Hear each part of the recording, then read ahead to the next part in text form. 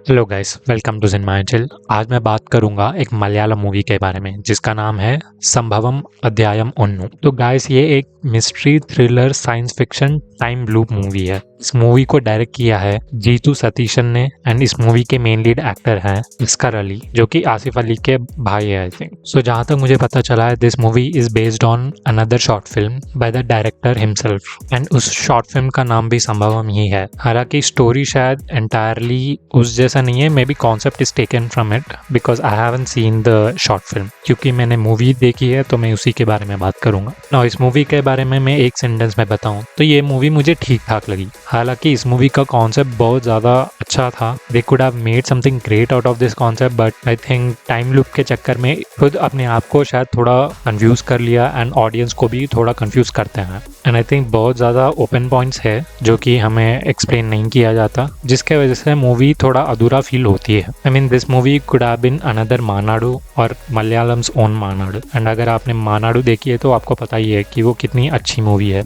हालांकि इस मूवी का फर्स्ट हाफ बहुत ज़्यादा अच्छा था। इस मूवी के फर्स्ट हाफ को देखने के बाद आप सोचते हो कि क्या मूवी देख रहा हूँ मैं। आप एक्साइटेड रहते हो सेकंड हाफ के लिए। आप मूवी जो क्वेश्चंस रेस करती हैं उसके बारे में आप सोचते हो, उसके बारे में आपका खुद का एक थियरी होता है। बट जब सेकंड हाफ शुरू होता है एंड जैसे मिस्ट्री अनवेल करते हैं, पूरा मिस्ट्री को रैप अप नहीं कर पाते, बट हाँ, जहाँ तक रैप अप किया है वो ठीक ठाक है। But again there are lot of open points as I said. इस मूवी का ज़रूर मैं एक एक्सप्लेनेशन वीडियो बनाऊंगा, उसमें मैं जो भी ओपन पॉइंट्स है इस मूवी के वहाँ पे डिस्कस करूंगा। But to talk a few of them, उसके लिए मुझे इस मूवी की स्टोरी के बारे में डिस्कस करना पड़ेगा, which I will tell a little about it. तो मूवी शुरू होती है मिस्ट्री थ्रिलर के रूप में। थोड़ा थोड़ा कहीं पे हॉरर का भी एलिमेंट है जिसके वजह से आप डर सकते हो। आई मीन जंप स्केयर्स है। एंड लेटर जैसे मूवी प्रोग्रेस होती है वैसे ही टाइम लूप मूवी बनते जाती है। तो इस मूवी के मेन कैरेक्टर का नाम है आनंद, जो कि अपने एक नए पोस्टिंग के लिए, पुलिस वाले पोस्टिंग के लिए केरला और तमिलनाडु के बॉर्डर में एक गाँव होता है, वहाँ पे आता है। एंड जिस दिन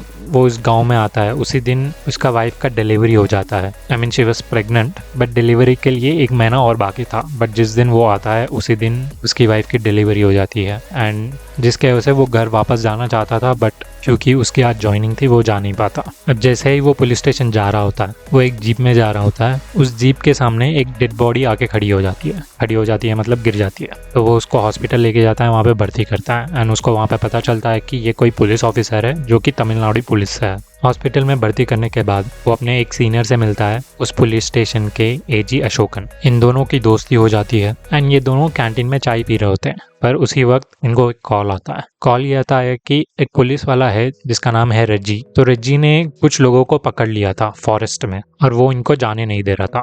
तो अशोकन और आनंदू रेजी के पास जाते हैं उन लोगों को छुड़ाने के लिए, क्योंकि रेजी गर्म किस्म का आदमी था। बट इन दोनों के आने से पहले रेजी उन सबको मारने लगता है। अब उनमें से एक बंदा रेजी से एस्केप करके जंगल में जाता है। रेजी उसको चेस करने लगता है एंड उसको पकड़ भी लेता है। बट वो दोनों एक बॉडी को देखते हैं, डेड बॉडी को। एंड तभी अशोकन और आनंद आते हैं वहाँ पे। वो बोलते हैं कि फॉरेंसिक को बुलाओ, इस बॉडी की फॉरेंसिक करवाओ। अब फर्स्ट वाले बंदे का, जो कि आनंदू के जीप के सामने आया था, उसके पास एक वॉकी टॉकी मिलता है। एंड जब ये दोनों अशोकन और आनंदू रेजी को मिलने उस जंगल में जाते हैं तो वो वॉकी टॉकी में से साउंड आता है किसी आदमी का जिसका नाम है जॉर्ज स्टीफन। वो बोलता है कि मुझे मदद करो, मैं जंगल में फंस गया हूँ। तब इंसानियत के नाते आनंदू और अशोकन जाते हैं। रेजी ना चाहते हुए भी चला जाता है उनके साथ। जैसे ही वो स्टीफन को ढूंढ रहे होते हैं, हॉस्पिटल से अशोकन को एक कॉल आता है एंड वो बोलता है कि जो पहला बंदा हमको मिला था उसका नाम है पीटर एंड वो 30 साल पहले गायब हुआ था। एंड फॉरेंसिक की रिपोर्ट भी आई होती है। रिपोर्ट मतलब छानबीन के बाद उनको पता चलता है कि जो बॉडी रेजी को मिली थी वो खुद रेजी की थी। तो यहाँ पे आप समझ रहे हो क्या हो रहा है। अगर नहीं समझ रहा आ रहा है तो प्लीज़ मूवी देखिए, it's very interesting watch from मेरे हिसाब से। तो ये इंस्टेड ऑफ मानाडू थोड़ा डार्क, अगर आपने वेब सीरीज देखी है तो उस तरफ जाता है। तो आपको ये सुन के इंटरेस्टिंग तो लगा होगा। तो I think you should definitely give it a watch. First half तो आपको बहुत मज़ा आएगा, सेकेंड हाफ थोड़ा शायद आपको अच्छा लगे। मुझे तो ज़्यादा अच्छा नहीं लगा। I mean it was good but not like great, but I been one of the great time loop movies मेरे हिसाब से। बट आई थिंक राइटिंग और थोड़ा ठीक होता तो it could have been. So yeah guys, that's it from this video. Thank you for watching it. Bye.